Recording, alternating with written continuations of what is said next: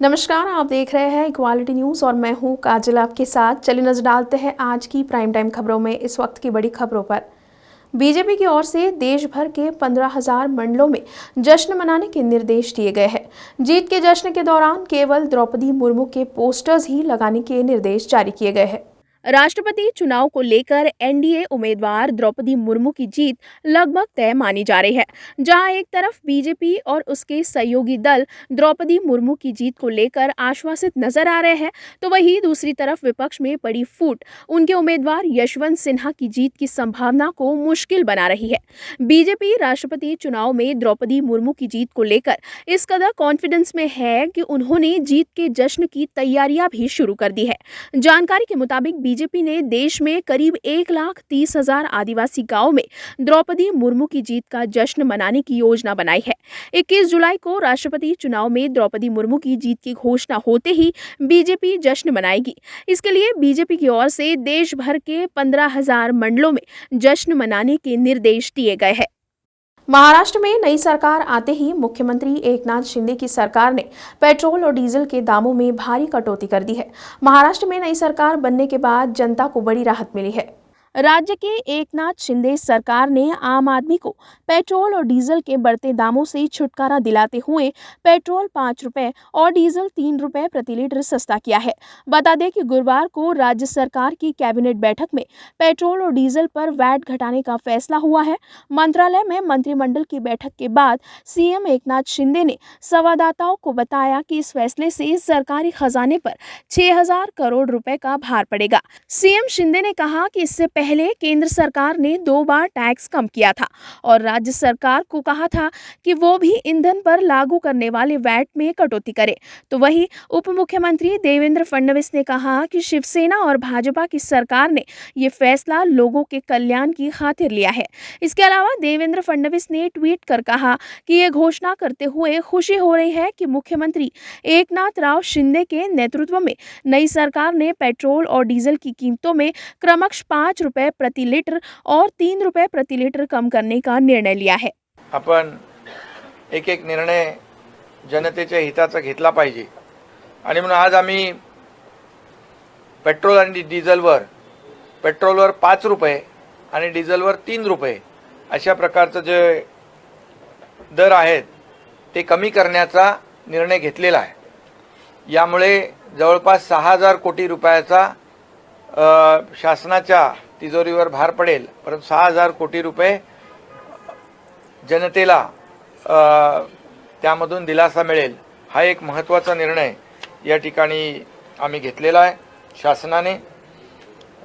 यामुळे जे काही डिझेलचे गुड्स ट्रान्सपोर्ट आहे त्यामुळे झालेली वाढ आणि मग त्याच्यामुळे जे काही वस्तूंवरच्या किमती वाढल्या त्याच्यामुळे देखील दिलासा मिळेल आणि थेट पेट्रोलमध्ये देखील आपण 5 रुपये कमी केल्यामुळे थेट नागरिकांना दिलासा मिळेल। राष्ट्रपति पद के लिए राष्ट्रीय जनतांत्रिक गठबंधन की उम्मीदवार द्रौपदी मुर्मू आज मुंबई पहुंची, जहां महाराष्ट्र के मुख्यमंत्री एकनाथ शिंदे और उप मुख्यमंत्री देवेंद्र फडणवीस ने उनका स्वागत किया।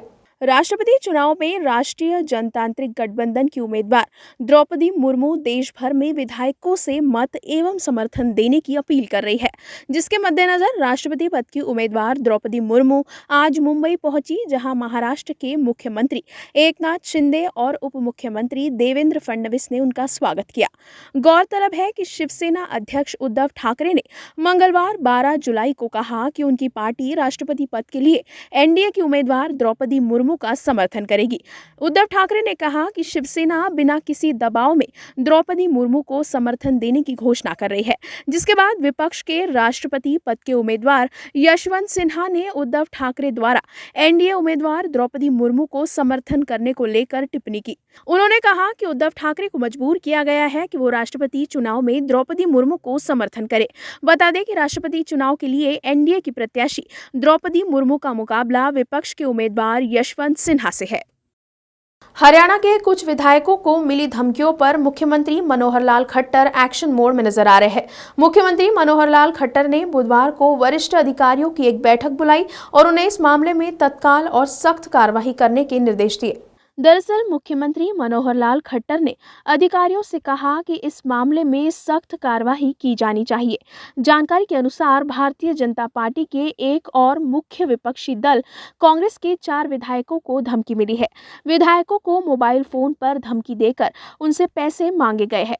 बता दें कि सीएम मनोहर लाल खट्टर ने पुलिस अधिकारियों से कहा कि राज्य में सभी नागरिकों की सुरक्षा सुनिश्चित करना पुलिस का कर्तव्य है, क्योंकि हरियाणा में गुंडों और अपराधियों के लिए कोई जगह नहीं है। बैठक में पुलिस अधिकारियों ने मुख्यमंत्री को इस मामले की जांच से जुड़ी पूरी जानकारी दी है। बता दें कि इस बैठक में गृह मंत्री अनिल विज, अतिरिक्त मुख्य सचिव राजीव अरोरा, पुलिस महानिदेशक पीके अग्रवाल और अतिरिक्त पुलिस महानिदेशक आलोक मित्तल शामिल थे। सुप्रीम कोर्ट ने केंद्र और राज्यों को पंजीकृत शैक्षणिक संस्थाओं में कर्मियों एवं छात्रों के लिए कॉमन ड्रेस पहनने के नियम लागू करने का निर्देश देने का अनुरोध करने वाली एक जनहित याचिका पर तत्काल सुनवाई से गुरुवार को इनकार कर दिया।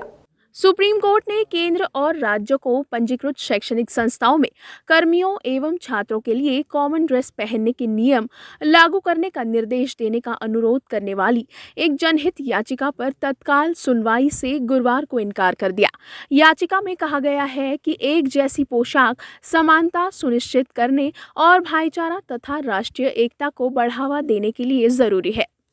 चीफ जस्टिस एनवी रमन्ना की अध्यक्षता वाली पीठ से अधिवक्ता अश्विनी उपाध्याय ने अनुरोध किया कि उनकी जनहित याचिका को भी सुनवाई के लिए उसी तरह से सूचीबद्ध किया जाए जैसे कि हिजाब विवाद पर कर्नाटक हाईकोर्ट के फैसले के विरुद्ध दायर अपीलों की सूचीबद्ध किया गया था।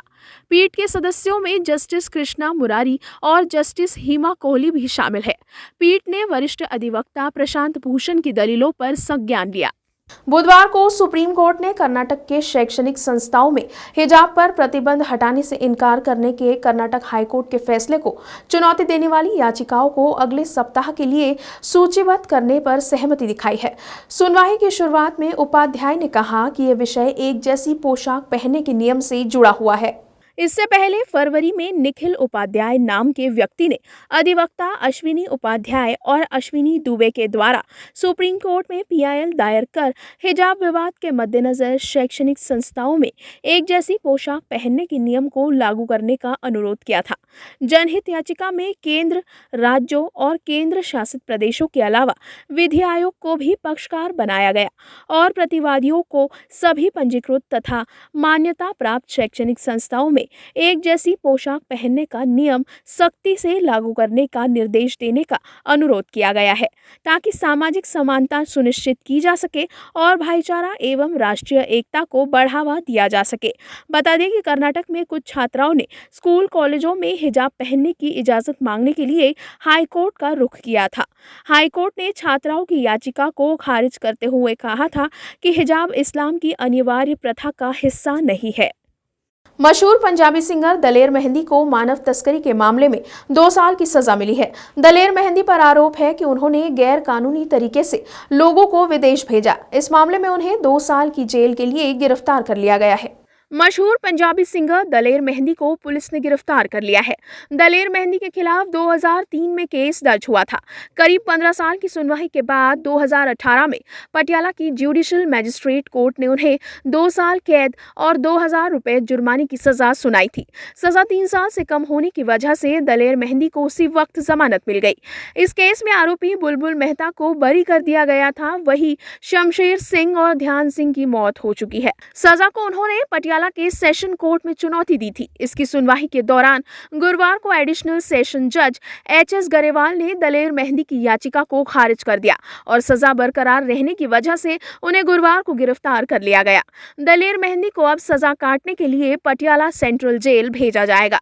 बता दें कि पूर्व क्रिकेटर नवजोत सिंह सिद्धू भी इसी जेल में बंद है। कुछ शिकायतकर्ताओं के अनुसार दलेर मेहंदी ने अवैध रूप से विदेशों में, ज्यादातर कनाडा और अमेरिका में भेजने के बदले में लोगों से लगभग 12 लाख रुपए की अलग अलग मात्रा में लिए गए थे। उन्होंने लोगों से वादा भी किया था कि ये बड़ी रकम के बदले वो लोगों को उनके विदेशी कार्यक्रमों में नृत्य मंडली के एक भाग के रूप में विदेश भेजेंगे। जिसके बाद नई दिल्ली में दलेर मेहंदी के कैनॉट प्लेस स्थित कार्यालय पर छापा मारने और कुछ दस्तावेज जब्त करने के बाद पंजाब पुलिस को दलेर मेहंदी के खिलाफ पर्याप्त सबूत मिले थे, जिसके बाद उन्हें कोर्ट ने दोषी ठहराया और 2 साल की सजा सुनाई गई थी। प्राइम टाइम खबरों में आज के लिए इतना ही। फिर होगी आपसे मुलाकात। तब तक के लिए आप देखते रहिए इक्वालिटी न्यूज़। खबरों को और भी विस्तार से देखने के लिए आज ही हमारे फेसबुक पेज को लाइक और फॉलो करना ना भूलें। साथ ही हमारे यूट्यूब चैनल को सब्सक्राइब करें।